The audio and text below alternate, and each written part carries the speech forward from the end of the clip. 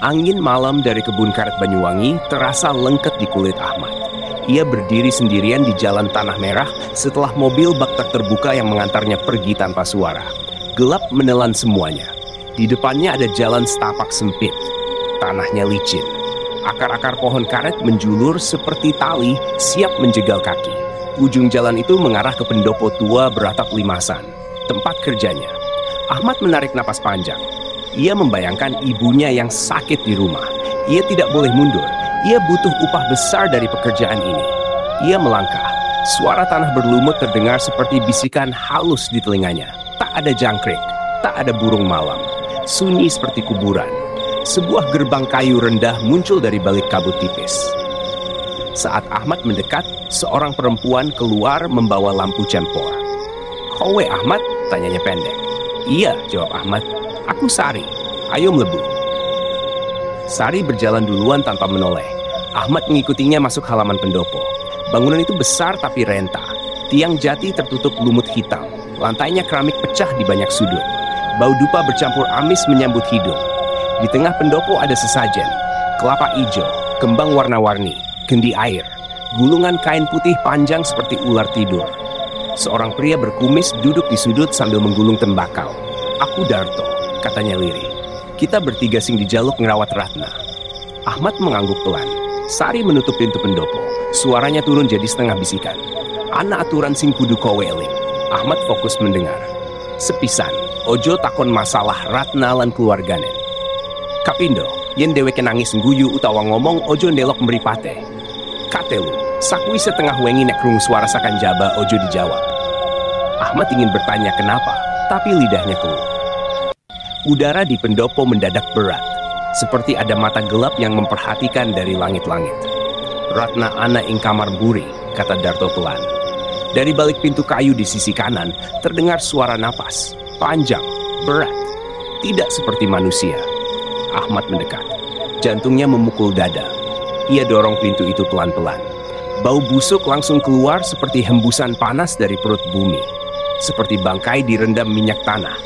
Lampu kecil menggantung sendirian di langit-langit. Cahayanya redup. Di pojok ruangan, seseorang duduk di atas dipan. Tubuhnya terbungkus kain putih dari kepala sampai kaki. Hanya wajahnya yang terbuka. Kulitnya hijau pucat. Bibirnya pecah-pecah. Bola matanya bergerak liar meski kelopak hampir tertutup. Ahmad terpaku. Tak bisa mundur, tak bisa bicara. Perempuan itu membuka bibir pelan. "Aku wis nunggu kowe." Bukan hanya satu suara. Seperti banyak mulut berbicara bersamaan di dalam tenggorokannya. Ahmad tersentak. Tapi sebelum sempat bergerak, perempuan itu tertawa pelan. Tawa cekikikan. Tapi suaranya seperti logam digesek batu. Ahmad mundur perlahan dari kamar Ratna.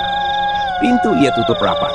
Tapi suara napas berat dari dalam masih terdengar jelas seolah menempel di telinganya. Nafas itu seperti mengikuti kemanapun ia bergerak. Sari dan Darto menunggunya di ruang tengah pendopo. Sari duduk bersila di dekat sesajen, sedangkan Darto menumbuk daun sirih sambil menunduk tanpa ekspresi. "Ngerti saiki kenapa ora kabeh wong wani nampak kerjaan iki?" tanya Sari pelan. Ahmad tidak menjawab. Ia masih mencoba menenangkan napasnya. Ia ingin bertanya banyak hal, tapi aturan pertama langsung terngiang di kepalanya. "Ojo takon." Darto berdiri dan menyerahkan sebuah mangkuk kecil berisi air yang dicampur bunga. "Cuci tanganmu nganggo iki," katanya, "supaya roh-roh sing nempel orang mlebu nganti weteng." Ahmad menurut. Air dingin itu membuat tangannya merinding. Entah kenapa, ia merasa ada sesuatu yang bergerak pelan di antara sela jarinya, seperti rambut basah. Setelah itu, mereka bertiga duduk mengelilingi sesajen. Sari mengeluarkan selembar kertas lusuh berisi tulisan Jawa kuno. Ia membacanya pelan. "Ratna lagi nang fase kaping papat," jelas Sari. "Kutukane wis melaku luwih saka 100 dino." Ahmad menelan ludah. Ia ingin tahu kutukan apa yang dimaksud. Tapi ia hanya diam. Aturan pertama masih mengikat. "Nek tekan fase pungkasan, dheweke bakal narik tumbal anyar," sambung Darto. "Mula kudu dijaga. Ora kena ana sing cedhak kecuali sing oleh izin." Ahmad mulai paham. Mereka bertiga bukan penjaga. Mereka tumbal penunda. Tiba-tiba terdengar suara dari kamar Ratna. Bunyi seperti kuku menggaruk lantai kayu. Pelan, tapi panjang. seperti seseorang menyeret tulang di atas papan. Sari langsung menegakkan badan. "Ojo dianggap," katanya cepat. Namun suara itu makin keras, tak lagi seperti garukan. Kini seperti ada yang merangkak mendekat ke pintu. Ahmad menoleh ke pintu kamar. Gagangnya bergerak pelan, seperti ada tangan tak terlihat mendorong dari dalam. Darto berdiri. Ia mengambil kendi air dari tengah sesajen dan melemparkannya ke lantai hingga pecah. Seketika suara itu berhenti. Sunyi lagi. Tapi bukan sunyi biasa. Sunyi seperti semua suara sengaja disedot habis. Lalu terdengar bisikan. Pelan, tapi jelas. "Ahmad!" Suara itu berasal dari segala arah. Seperti keluar dari lantai, dinding, dan langit-langit sekaligus. Sari menatap Ahmad tajam. "Ojo dijawab," bisiknya. Ahmad mengepal tangan. Jantungnya berdebar kencang. Ia tidak tahu harus lari atau diam. Namun bisikan itu kembali terdengar. Lebih dekat, lebih manja. "Ahmad, ayo merene." Leher Ahmad berdenyut. Tubuhnya merinding. Ada rasa dingin menjalar ke tulang. Dan di sela ketakutannya, satu pikiran muncul begitu saja. Bagaimana bisa sosok yang tidak pernah ia kenal menyebut namanya seakrab itu? Bisikan itu tidak berhenti. Suaranya lembut tapi menusuk seperti jarum es. Ahmad menutup telinganya, namun suara itu tetap terdengar dari dalam kepala. "Ahmad, ojo wedi, aku mbutuhake kowe." Sari mendekat dan menekan pundaknya kuat-kuat. "Tetep neng kene, nek kowe mangsuli, rampung uripmu." Ahmad mengangguk perlahan, tapi tubuhnya gemetar hebat. Ia merasa seperti tali halus melilit kakinya, menariknya perlahan menuju kamar Ratna. Darto berdiri di tengah ruangan sambil menaburkan abu dari kendi yang pecah tadi. Mulutnya komat kamit membaca sesuatu. Bau menyengat seperti rambut terbakar memenuhi udara. Perlahan, bisikan itu berubah menjadi tangis. Ratapan panjang, seperti anak kecil yang kehilangan ibunya. "Ahmad, tolong aku! Aku kesel!" Telinga Ahmad panas.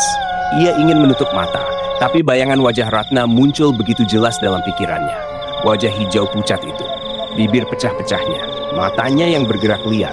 Kini Ratna seolah berada tepat di hadapannya. "Aku dudu setan," bisiknya. "Aku uwong sing dikutuk." Ahmad tak tahan. Ia mengangkat wajahnya dan menatap pintu kamar. Pintu itu kini terbuka sedikit. Ada celah kecil, dan dari celah itu terlihat mata. Hanya satu mata, matanya Ratna. Dan mata itu menangis. Air matanya bukan air, tapi darah. Sari segera berdiri dan melempar segenggam garam ke arah pintu. "Ojo ndelok," teriaknya. Ahmad tersentak dan memalingkan wajah. Tapi bayangan mata berdarah itu masih melekat di benaknya seperti cap panas. Tangis Ratna berubah jadi tawa pelan. Tawa pelan itu merayap seperti asap tipis masuk ke setiap sudut pendopo. "Luwih suwe kowe ning kene, luwih cedhak kowe karo aku." Suara itu tak lagi memohon. Kini ia memikat, membujuk, menjanjikan sesuatu. "Ahmad, nek kowe nulungi aku iso muli. Sampeyan uga iso muli, ora bakal ana sing mati." Ahmad menggigit bibir. Kata-kata itu masuk ke hati. Tapi sebelum ia sempat berpikir, Darto mendekat dan duduk di sebelahnya. "Nek kowe pengen slamet, elinga siji," ucap Darto lirih. "Kutukan iki ora bakal rampung karo kata welas." Ahmad menatapnya bingung. "Maksudmu?" Darto menatap lurus ke pintu kamar Ratna. Matanya tajam. Ratna ora butuh ditolong. Ia berhenti sejenak. "Ratna butuh dikandani. Kapan kudu mati?" Kata-kata Darto menggantung di udara seperti bau anyir yang tak mau hilang. Ahmad menatapnya dengan mata melebar. Ia tidak yakin apa yang lebih menakutkan, sosok Ratna di balik pintu atau ucapan Darto barusan. "Ratna kudu mati?" tanya Ahmad pelan. Darto tidak menjawab. Ia hanya menghela napas dalam-dalam, lalu berdiri dan berjalan ke arah dapur kecil di sudut pendopo. Suara panci dan kendi terdengar pelan dari sana. Sari masih duduk bersila di dekat sesajen. Ia menatap api dupa yang tipis mengambang di udara. Wajahnya pucat, tapi tenang. "Kutukan sewu dino orang mengiksa sing dikutuk," ucapnya pelan. "Kutukan iki mangan kabeh sing cedhak." Ahmad menelan ludah. "Sapa sing nglakoni kutukan iki?" Sari menatapnya sebentar. "Ojo takon," jawabnya tegas. "Nek kowe ngerti, kowe melu di bagian saka kutukan." Ahmad terdiam. Ia mulai sadar bahwa di tempat ini rasa ingin tahu adalah racun. Darto kembali membawa 3 mangkuk tanah liat berisi bubur putih. Tidak ada lauk, hanya bubur hambar tanpa aroma. "Mangan," katanya singkat. Ahmad memegang mangkuk itu. Buburnya hangat, tapi entah kenapa terasa sangat dingin di tangan. Ia mencicipi sedikit. Rasanya pahit seperti air hujan bercampur tanah kuburan. "Kenapa rasanya aneh?" tanya Ahmad. Sari menjawab datar. "Supaya roh sing keluwen orang melumangan bareng awakmu." Ahmad mendadak kehilangan nafsu makan. Tiba-tiba terdengar bunyi keras dari kamar Ratna. Seperti sesuatu jatuh ke lantai, lalu disusul suara gesekan. Berat, seret, pelan, seperti ada yang turun dari dipan dan mulai merangkak. Ahmad refleks berdiri, tapi Sari menarik tangannya. "Diem!" Suara itu makin dekat. Lantai kayu pendopo bergetar ringan. Ahmad bisa merasakan sesuatu bergerak di balik pintu kamar, mencari celah. Lalu terdengar suara Ratna. Bukan bisikan, bukan tangis, tapi suara normal seperti manusia. "Ahmad, aku kedinginan." Ahmad menutup telinga, tapi suara itu langsung pindah ke dalam pikirannya. "Ahmad, buka omek aku, tulungi aku." Air matanya hampir jatuh. Ia tidak tahu harus percaya atau tidak. Ratna terdengar begitu nyata, begitu hidup. "Yen kowe ora buka lawanga, aku bakal ngetok dewe." Tiba-tiba pintu kamar bergetar keras, seperti ada sesuatu yang menendang dari dalam. Sekali, 2 kali, 3 kali. Darto meletakkan mangkuknya dan berdiri sambil membawa kayu panjang. Sari meraih kendi kedua dan mengguncangnya. Pintu berhenti, sunyi. Lalu terdengar suara lain dari luar pendopo. Suara langkah, pelan, teratur. Namun yang terdengar bukan suara kaki manusia. Terdengar seperti kaki hewan berkuku keras. Tapi hanya 2 langkah setiap hentakan, bukan 4. Seperti sesuatu berjalan dengan 2 kaki. Darto menatap Ahmad. "Kutukan iki ora mung neng jero kamar." Ia menggenggam kayu itu lebih keras. "Kadang sing jupuk nyowo tekasakan jaba." Suara langkah di luar pendopo terdengar makin jelas. Setiap hentakannya pelan tapi berat. Seakan tanah ikut mengerang saat diinjak. Ahmad menahan napas. Bulunya berdiri. Ia tak tahu mana yang lebih ia takuti. Sesuatu yang merangkak di balik pintu Ratna, atau sesuatu yang sekarang berdiri di luar pendopo. Langkah itu berhenti tepat di depan pintu masuk. Tidak ada suara lain, tidak ada napas, tidak ada gerakan. Hanya keheningan yang menunggu seseorang berbuat kesalahan. Sari menggeleng pelan. Ojo nyedaki lawang, ojo ndelok celah, ojo ngomong. Tapi matanya tak bisa lepas dari pintu depan. Ada dorongan kuat untuk melihat, untuk memastikan, untuk tahu apa yang berdiri di balik daun kayu itu. Lalu terdengar suara kecil, seperti kuku menggaruk lantai tepat di depan pintu. Sret, sret, sret. Ahmad merinding. Kemudian sesuatu membalas. Dari dalam kamar Ratna terdengar bunyi ketukan di lantai. Pelan, teratur, 3 kali. Seolah 2 makhluk berbeda sedang memberi salam satu sama lain dari 2 arah berbeda. Darto mengatuk bibir. Matanya tajam. "Sing Jaba lagi ngajak ganti jaga." Ahmad menoleh pelan. "Ganti jaga?" Darto tidak menjawab. Tapi Sari yang bicara. "Kutukan iki dijaga loro. Sing siji njaga ing jero. Sing siji njaga sakan Jaba. Kabeh sing mlebu wilayah iki ora dianggap manungsa maneh." Ahmad menahan napas. Tiba-tiba terdengar suara napas berat dari balik pintu depan. Bukan napas manusia. Napas itu pendek, cepat, seakan pemiliknya tak punya paru-paru lengkap. Lalu terdengar lagi suara gesekan kuku. Kali ini lebih cepat. Sret, sret, sret, sret. Ahmad merasa lututnya lemas. Lalu pintu itu bergerak, bukan terbuka. Tapi kayu di bagian bawahnya seperti tergores dari luar. Seperti ada kuku panjang menggoresnya dari sisi bawah masuk ke dalam. Darto langsung berdiri dan menaburkan abu dari tempurung kelapa ke arah pintu. Suara goresan berhenti seketika. Sunyi lagi. Namun kali ini sunyinya terasa lebih berat. Seperti semua makhluk di sekitar pendopo sedang menahan napas. Dan di tengah senyap itu, terdengar suara lain. Sangat pelan. Tapi jelas, seperti suara anak kecil bermain sambil bersenandung. Lirih, mengalun, seperti lagu dolanan Jawa. Lir-ilir, lir-ilir. Sari mencengkram tangan Ahmad erat-erat. "Yen kowe isih pengen selamat, ojo nganti suaramu metu bengi iki." Ahmad mengangguk pelan. Tak ada yang bergerak selama beberapa saat. Waktu seperti berhenti. Suara senandung itu terus terdengar, makin lama makin dekat. Bukan dari depan pintu lagi, tapi seperti berputar mengelilingi pendopo. Kadang terdengar di atap, kadang di belakang, kadang tepat di samping telinga. Lir-ilir, lir-ilir. Suara itu seperti milik anak kecil, tapi ada sesuatu yang mengganjal. Nada senandungnya terlalu pelan, terlalu lambat. Seperti pita suara yang tidak utuh, dipaksa bekerja. Ahmad ingin menutup telinganya, tapi tubuhnya membeku. Sari berbisik, "Ojo nutup kuping. Nek nutup, suarane iso melebu liwat dalam sirahmu." Ahmad menelan ludah. Ia tak tahu mana yang lebih gila, mendengarkan atau menutup telinga. Di sudut lain, Ratna masih meringkuk di kamarnya. Ia belum terdengar bergerak lagi setelah ketukan tadi. Tapi entah kenapa Ahmad lebih takut pada suara Ratna daripada ada sosok di luar. Tiba-tiba, suara di luar berhenti. Hening. Lalu terdengar suara yang jauh lebih jelas. Suara seseorang berbicara tepat di belakang kepala Ahmad. "Hai," Ahmad hampir menjerit. Tapi sebelum suara itu keluar dari mulutnya, Sari menahan bahunya kuat-kuat. "Dia orang nyebut jenengmu." "Ojo dijawab," bisik Sari cepat. Suara itu terdengar lagi, pelan, seperti suara bocah yang belajar bicara. "Hai, kowe, krungu aku?" Ahmad membeku, lehernya mati rasa. Ia ingin lari, tapi kakinya tak mau gerak. Lalu, suara itu tertawa kecil. Hihihi. Tawa itu tidak seperti tawa anak kecil. Terlalu panjang, terlalu berat. Seperti suara dua mulut bersamaan. Tawa itu berpindah-pindah cepat. Kadang di atas, kadang di bawah. Kadang di sudut gelap tak jauh dari lampu minyak. Darto meraih kendi besar di sudut nopo. Ia mengguncangnya pelan. Suara air bercampur benda-benda keras terdengar dari dalam. Ia membuka tutupnya sedikit. Ahmad melihat sekilas.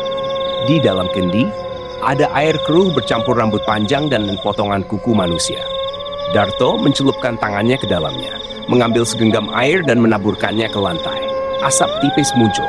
Suara tawa itu langsung menghilang. Semua kembali sunyi.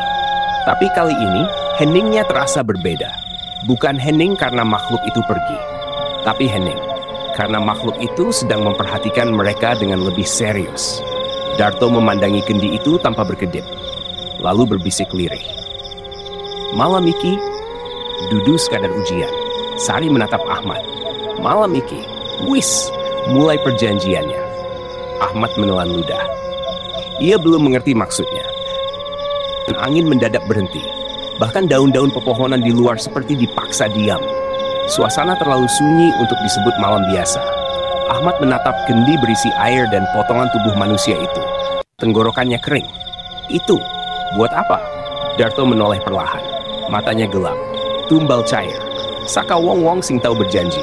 Sing wis dibayar tapi durung lunas. Ahmad tak mengerti, tapi kepalanya terasa berat. Seakan udara di pendopo berubah menjadi lumpur hitam yang menekan napasnya. Tiba-tiba terdengar suara langkah kecil. Bukan dari luar, tapi dari dalam kamar Ratna. Tok, tok, tok. Pelan, tapi stabil. Ratna berjalan, tapi cara jalannya tak seperti manusia. Kakinya menyeret, sendi-sendinya berderit. Tanpa permisi, ia keluar dari kamar. Ahmad langsung memalingkan wajah, tapi dari sudut matanya, ia tetap melihat. Ratna berdiri di ambang pintu kamarnya. Kepalanya menunduk, rambutnya basah, bajunya koyak, dan kedua tangannya memegang sesuatu, benda kecil, bulat, gelap seperti batu. Sari berbisik ketakutan. "Ora dudu batu, kuwi gigi." Ahmad membeku. Ratna berjalan mendekat, tapi bukan ke mereka. Ia berjalan ke tengah pendopo, kemudian jongkok dan menyusun gigi-gigi itu di lantai satu persatu, seperti anak kecil bermain congklak. Tok, tok. Gigi-gigi itu disusun menjadi lingkaran. Darto tiba-tiba berdiri. "Iki wis wayahe, sing jaba wis nuntut ganti." Ahmad menoleh cepat. "Ganti apa?" Darto menarik napas panjang. "Kabeh sing lebu wilayah iki kudu menehi siji perkara penting, kanggo entuk izin metu." Ahmad mulai merasa pusing. "Apa maksudmu?" Sari menjawab pelan. "Wilayah iki ora nerima tamu gratis, kabeh kudu barter." Ahmad terbelalak. "Barter?" Sari mengangguk. "Kudu ana sing diserahke, bisa nyawamu, bisa awakmu, bisa kenanganmu, bisa jenengmu." Ahmad tiba-tiba merinding sampai tulang. Ia sadar, tempat ini tidak hanya memakan tubuh, tempat ini memakan identitas. Dan mungkin ia sudah mulai mengambil miliknya satu persatu tanpa disadari. Ratna berhenti menyusun gigi. Ia mendongak, matanya menghitam, dan bibirnya bergerak. Ahmad hampir pingsan. Tapi sebelum ia sempat jatuh, Sari menggenggam tangannya dan berbisik cepat. "Pilihan mengloro, kowe sing milih, utawa kowe sing dipilih." dan dari luar terdengar suara pintu berderak. Pintu depan bergoyang pelan, tidak keras, tidak memaksa. Justru itu yang membuatnya jauh lebih menakutkan. Seolah makhluk di luar tidak butuh tenaga untuk masuk. Ia hanya menunggu keputusan. Ratna masih jongkok, mengelilingi lingkaran gigi yang ia susun sendiri. Mulutnya terbuka sedikit. Suaranya gemetar tapi jelas. Bayar, Saiki. Ahmad mundur perlahan. Punggungnya menempel ke tiang kayu pendopo. Keringat dingin membanjiri tubuhnya. Napasnya pendek-pendek. Ia tahu apa yang sedang terjadi. Mereka harus memilih. Dan kalau mereka tidak memilih, sesuatu di luar akan memilih untuk mereka. Darto menggenggam kendi berisi air rambut dan kuku itu. Tangannya gemetar. Tak tawar tumbal iki, gumamnya. Namun sebelum ia bergerak, Ratna menoleh cepat ke arahnya. Matanya melebar, lehernya berderak, dan Ratna menggeleng keras. Tidak, bukan itu bayaran yang diinginkan. Sari menunduk, bahunya bergetar. Ia seperti ingin bicara, tapi tidak berani. Sampai akhirnya ia menoleh ke Ahmad. Wajahnya penuh rasa bersalah. Maaf. Ahmad menatapnya bingung. Maaf apa? Sari menelan ludah. Saking awal kowe sing dicatet jadi korban pertama. Aku mung pemandu. Ahmad terpaku. Kata-katanya menusuk. Korban pertama? Sari mengangguk perlahan. Saka awal kowe sing didada kejaminan supaya liane iso selamat. Ahmad ingin marah, ingin berteriak. Tapi sebelum suaranya keluar, ia sadar. Sari tidak sedang mengkhianati. Sari sedang mengakui. Dan itu jauh lebih menyakitkan. Pintu depan berderit lagi. Kali ini terbuka sedikit. Celah gelap terlihat. Sesuatu bergerak di baliknya. Bukan tangan, bukan kaki, tapi rambut. Rambut panjang menjulur masuk, merayap di lantai seperti ular. Pelan, hening, lapar. Sari berlutut mendekati Ahmad. Suaranya hampir tak terdengar. Yen kowe ora arep dipilih, kowe kudu nunjuk pengganti. Sing penting, dudu awakmu sing dicokot. Ahmad gemetar. Maksudmu, aku harus tunjuk siapa yang mati dulu? Sari menunduk. Itu aturannya. Rambut dari luar bergerak cepat, mencari, mendekat. Ratna kembali bicara. Telung detik. Ahmad merasa dunia berhenti. 3 detik untuk menentukan siapa yang harus dikorbankan.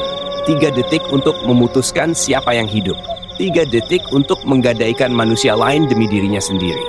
Ratna mengangkat 3 jarinya. 1, rambut itu mendekat ke kaki mereka. 2, Ahmad menutup mata. Air mata jatuh tanpa sadar. 3, ia buka mulutnya. Nama itu keluar dari mulut Ahmad sebelum ia sadar sudah mengucapkannya. Bukan nama musuh, bukan nama orang asing. Justru nama yang paling tidak ingin ia korbankan. Darto. Hening mendadak jatuh begitu kata itu meluncur. Bahkan napas pun terasa dilarang untuk keluar. Sari menatap Ahmad kaget, tapi mulutnya terkunci. Ia tahu, keputusan sudah dibuat. Rambut panjang dari luar merayap lebih cepat, seperti ular lapar yang mencium bau mangsa. Lantai kayu berderit satu persatu saat helai rambut itu melewati tiap celahnya. Darto menangkap tatapan Ahmad. Ia tidak marah, tidak terkejut, hanya menunduk seolah sudah tahu sejak awal. Aku sing ngajak kowe mebu, aku yo sing kudu bayar. Suara Darto pelan, tapi tegas. Ia berdiri perlahan meski lututnya gemetar. Ia menatap pintu depan yang kini terbuka sedikit lebih lebar. Celahnya hitam pekat, seperti mulut gua yang siap menelan. Rambut itu melingkari kakinya. Darto menghela napas panjang. Wayahe rampung. Tiba-tiba Ratna mengangkat kepala. Ia merangkak cepat ke arah Darto. Tapi bukan untuk menyelamatkan. Justru ia ikut menariknya ke depan. Seolah tumbal pertama harus diserahkan oleh sesama korban. Ahmad ingin bergerak. Tapi tubuhnya membeku. Seperti ada tangan tak terlihat yang menahan seluruh persendiannya. Rambut itu menarik Darto pelan. Tidak kasar. Seperti seorang ibu menggandeng anaknya pulang. Tapi ke tempat yang tak pernah bisa kembali. Sebelum tubuhnya hilang di balik pintu, Darto menoleh. Ahmad, ojo nganti kowe dadi tumbal sabanjure. Setelah itu, Darto ditarik keluar. Suaranya hilang. Rambut itu ikut lenyap. Pintu menutup pelan. Tanpa suara, tanpa teriakan, tanpa darah. Justru itu yang membuatnya jauh lebih menyeramkan. Sari hijau terduduk. Tangannya menutup wajah. Tangisnya tidak keluar. Seolah malam ini, tangisan pun tak diizinkan. Ahmad berdiri kaku. Tubuhnya dingin. Tapi dadanya panas. Seperti terbakar rasa bersalah. Ia tidak tahu keputusan barusan menyelamatkan hidupnya atau justru menghancurkannya. Karena bisikan kecil terdengar dari arah kamar Ratna. Pelan, jelas, dan seperti sedang tertawa dalam nada rendah. Isi. Pitu atus sangang puluh sangang dina maneh. Ahmad menoleh perlahan. Ratna kini berdiri tegak, matanya hitam, dan bibirnya bergerak membentuk satu kata. Sewu dino. Ahmad berdiri terpaku. Kata Sewu dino yang keluar dari mulut Ratna masih bergema di kepala. Ribuan hari, ribuan malam. Apa itu artinya? Ia masih terjebak. Sari perlahan bangkit, wajahnya pucat. Tapi matanya kini tak lagi bergetar seperti tadi. Ada sesuatu yang berubah, seperti seseorang yang sudah berhenti berharap. Ahmad, suaranya lirih. Wes ngerti saiki, iki dudu perkara selamat sak bengi. Ahmad menatapnya bingung. Maksudmu? Sari mendekat. Ia berbisik sangat pelan. Kutukane orang mung sewu dino sak tembung. Ning saben wong sing ditumbal, kudu ngalami sewu dino ing jagade dewe-dewe. Ahmad terdiam. Sari melanjutkan. Kabeh sing mlebu kene bakal ngalami wektu beda-beda. Kowe iso kroso bengi iki durung rampung, padahal sakjane wis liwat pirang-pirang dina. Ahmad menelan ludah. Kamu pernah ngalami? Sari tidak menjawab, tapi matanya cukup untuk menjelaskan semuanya. Tiba-tiba suara kayu berderit dari atap. Pelan. Seperti ada yang berjalan di atas genting. Langkahnya tidak berat, tapi jelas terasa beban yang dibawanya. Tok, tok, Ahmad mendongak, tapi Sari langsung menahan wajahnya. Ojo ndelok. Ahmad menahan diri, tapi rasa penasarannya begitu besar. Apa yang berjalan di atas? Langkah itu berhenti tepat di atas kepalanya. Lalu, terdengar suara tarikan napas dalam, bukan napas manusia. Seperti napas dari paru-paru yang sudah lama busuk, tapi masih dipaksa bekerja. Sari menggenggam tangan Ahmad erat-erat. Sing neng dhuwur, iku sing mimpin kabeh, sing tau urip disiksa sewu dino pisanan. Ahmad merinding. Siapa? Sari menarik napas panjang. Nenek Ratna. Ahmad terkejut, tapi katanya neneknya sudah mati. Sebelum kalimatnya selesai, terdengar suara retakan kayu. Atap tiba-tiba bergoyang hebat. Genting jatuh berdebam. Sesuatu menjulur dari celah atap yang retak. Tangan, bukan tangan manusia. Kulitnya putih pucat seperti kapur. Urat-uratnya hitam. Kukunya panjang dan tajam. Tangan itu masuk perlahan seperti mencari sesuatu atau seseorang. Ahmad mundur beberapa langkah. Tapi tangan itu bergerak makin cepat. Sari berbisik cepat. Ojo melayu metu. Sing metu saiki langsung hilang. Ahmad panik. Terus aku kudu piye? Sari menggigit bibir, lalu menjawab. Sing iso mung siji. Ahmad menatapnya penuh harap. Sari melanjutkan. Dodok, aja ngadek, aja nangis, aja ngelawan. Ahmad mengerutkan dahi. Kenapa? Mergo tanganiku mung jupuk sing isi nganggep awake kuat. Tangan itu kini menggantung tepat di atas kepala mereka. Mengendus, mencari. Ahmad perlahan berlutut, menunduk. Dan untuk pertama kalinya sejak malam itu dimulai, ia memohon dalam hati, tanpa kata. Aku ora kuat. Pagi datang tanpa cahaya. Matahari memang muncul di langit, tapi sinarnya tidak sampai ke tanah pendopo itu. Seolah wilayah itu menolak diterangi. Ahmad duduk di anak tangga depan. Tubuhnya masih dingin, matanya kosong. Ia tidak tahu sudah berapa lama ia diam di sana. Sari terbaring tak jauh darinya. Napasnya masih ada, tapi tipis. Bola matanya bergerak cepat di balik kelopak, seperti sedang mimpi buruk yang tak ada ujungnya. Ratna sudah tidak terlihat sejak fajar. Hanya jejak darah kecil mengarah ke hutan belakang. Selebihnya hilang, tanpa suara, tanpa tanda. Dan Darto, Ahmad menatap ke arah gapura desa. Di sana masih terlihat tanah berbekas tarikan keras. Rambut-rambut panjang tersangkut di akar-akar pohon. Tapi tubuhnya tidak ditemukan. Ahmad menarik napas pelan. Ia masih hidup, tapi ia tidak merasa seperti manusia utuh lagi. Karena malam itu telah membelah dirinya menjadi dua. Satu bagian masih duduk di sini, bernapas. Bagian lainnya masih tertahan di gelapan, menunggu giliran. Sari tiba-tiba terbangun setengah sadarkan diri. Bibirnya bergerak. Ahmad? Ahmad menoleh. Sari menatapnya dengan mata sayu. Kowe selamat, tapi ojo seneng disik. Ahmad tahu. Kutukan Sewu Dino bukan tentang mati dalam satu malam. Ini tentang hidup, tapi tidak pernah benar-benar keluar dari malam itu. Sari menggenggam lengan Ahmad. Aja lunga ado. Sak durunge genep, deweke bakal njupuk maneh. Ahmad menelan ludah. Sewu Dino. Sari mengangguk lemah. nek suwene uripmu luwih cendek tinimbang 1000 dino, kutukane rampung dewe. Ahmad terdiam. Artinya, hanya ada 2 jalan keluar. Bertahan hidup 1000 hari dalam ketakutan. Atau mati sebelum itu. Angin berhembus perlahan melewati pendopo, membawa suara lirih dari kejauhan. Seperti bisikan orang tua yang dahulu pernah disiksa di tempat ini. Pelan, berulang, tak berhenti. Siji, loro, telu, papat. Siji, loro, telu, papat. 1000 dino, 1000 dino, 1000 dino. Ahmad menunduk. Ia tidak berdoa, ia tidak menangis. Ia hanya berbisik pelan. Mugi orang nanti tekan esok maneh. Tapi pagi itu tidak menjawab. Karena di tempat itu, bagi siapapun yang masih bernafas, malam tidak pernah benar-benar berakhir.